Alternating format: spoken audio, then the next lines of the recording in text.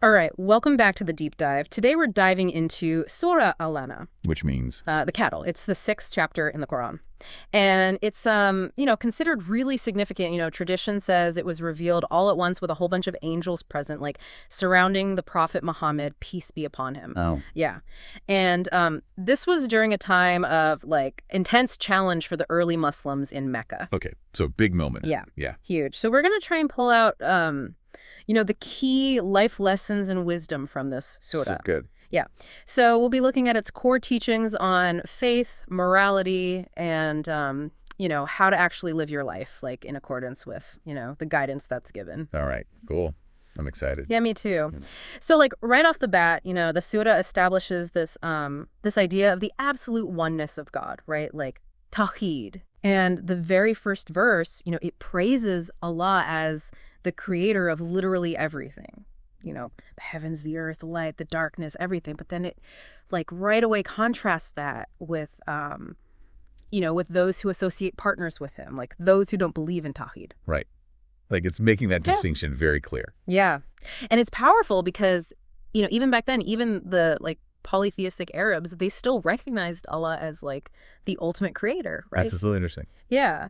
So the surah builds on that common ground to emphasize his sole authority and, that he alone has the right to be worshipped. Mm.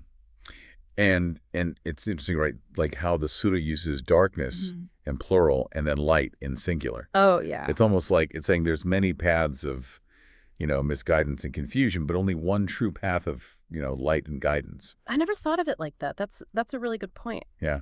It's a really powerful image. Yeah. And, the surah is super strong in its refutation of polytheism, like shirk, considering it a major, major sin. Yeah, the biggest one. Right. And there's even this whole section, verses 136 to 147, where it specifically addresses and breaks down all these, superstitious beliefs that people had about, like, which cattle were okay to eat and which weren't. And it's making this point, like, no, Allah alone decides these things. So it's like establishing the authority to legislate, like, what's halal, what's halal. Exactly. Yeah. And this goes back to Tawhid, right? Because it's about recognizing that Allah is the only source of, like, power and knowledge and guidance. And so, Yeah. like, as a result, we rely on him, we're grateful to him, and our worship is, it's pure. Makes sense. Right. Okay, so, we were talking about guidance, and, the surah then moves on to talk about the prophets, right? Like how that divine guidance reaches us through messengers. And it's really interesting because it actually, like, highlights the fact that many prophets, they were rejected. Yeah. They faced a lot of opposition. And that's, like, a really powerful reminder, like, don't just dismiss the truth, even if it's, like, uncomfortable or unpopular. That's a good point. And what do you think is, like, particularly impactful about the surah's discussion of prophethood? I think, for me, it's the story of Prophet Ibrahim, his, like, logical arguments against idolatry. It's really compelling. Okay. Like, he questions, he's looking at the stars, he's looking at the moon, he's looking at the sun, and he's like, no, these can't be gods. Right. It shows this, like, progression towards, true monotheism. Yeah. And it's like he's using his intellect, his God-given reason to arrive at that. Exactly. And the surah emphasizes that, Prophet Muhammad's message, peace be upon him, it aligns perfectly with, like, what Ibrahim was teaching way back then. That's so important, that idea of continuity. Right. Like, Yeah. it's the same message, the same truth, just, reaffirmed and completed through, the Quran. Yeah. Yeah. It's not like something new or invented. Yeah. It's that same original truth. And the surah really stresses, that we have to adhere to this guidance. And it's got this verse 153, where it tells us, follow the straight path and don't go off on all these other ways. It's like a clear command, roadmap for how to live our lives. And it connects to, what comes next in the surah, which is this idea of accountability. Right. The day of judgment. Yeah. Like, the surah is very, very clear about, that we will be held responsible for our actions. And there's this, it even describes how those who rejected the truth, like, how much regret they're going to feel when they're standing there before God. Yeah. Like there's no escaping that moment of truth. No. And it's not just about punishment, right? It's also about, reward and divine mercy. Yeah. Like the surah says, good deeds, they're multiplied tenfold. Wow. 10 Yeah, tenfold. But the punishment is also, it's just, It's fair. yeah, it's fair. And then there's this verse 32, I think it is, Okay. which it reminds us that like this whole life, it's just a test.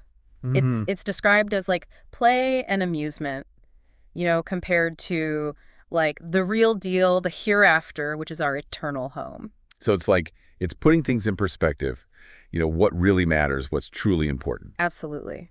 Yeah.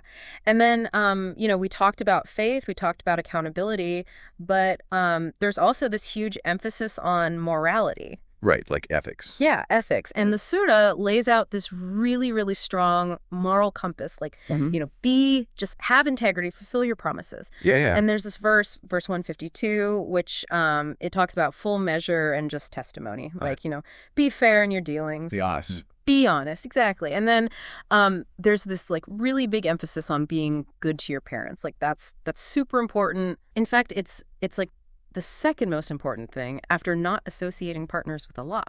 Wow. So it's like right up there. Yeah. And alongside those, positive things, the surah is also very clear about what's forbidden, what's wrong. Right. Like, obviously shirk, right? Like associating partners with God.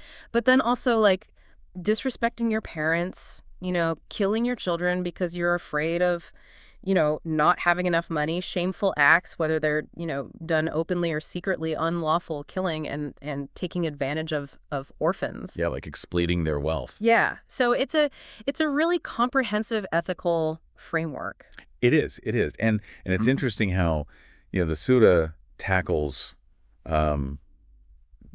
directly those false beliefs, those superstitions, especially those about, animals. Right, like the cattle that the surah is named after. Exactly. And by saying that, only Allah have the authority to decide these things, it's kind of like implicitly discouraging, those religious innovations, those things that people make up. Yeah. Yeah. Like bida. Yeah, exactly. And there's this this warning, right? Yeah. It's in verse 116, I think. Okay. And it's basically saying, don't just blindly follow the majority, especially if they're going against, divine guidance. Yeah, that's a powerful one. Yeah, it is. And then, throughout the surah, it presents the Quran as this ultimate source of truth. Yeah. Like it's a clear, detailed guide. And it even, in verse 114, it poses this question, should we seek any judge other than Allah? Yeah. Like, is there any other authority? No, it's like the final word. Yeah. And it encourages us to, to really reflect on God's creation, all those signs around us. To strengthen our faith. Exactly. And to seek knowledge, to seek understanding, especially in matters of faith. So basically, Surah Al An'aam, like it's like this this holistic guide, right, for a life based on faith, morality, divine guidance, and it's all built on the foundation of Tawhid, the belief in the oneness of God, the guidance of the prophets, and the certainty of being held accountable in the hereafter. Yeah. It's like those principles, they're all interconnected. Right. They all work together. Yeah, they do. So after this deep dive, after exploring all these beautiful teachings, I want you to think about this, Which of these core principles from Surah Al An'aam, like, which one resonates most with you right now? And how can you, intentionally integrate it more into your everyday life? Yeah. Like, how can we actually live these teachings? Exactly. That's something for you to ponder. Food for thought. Until next time. See you then.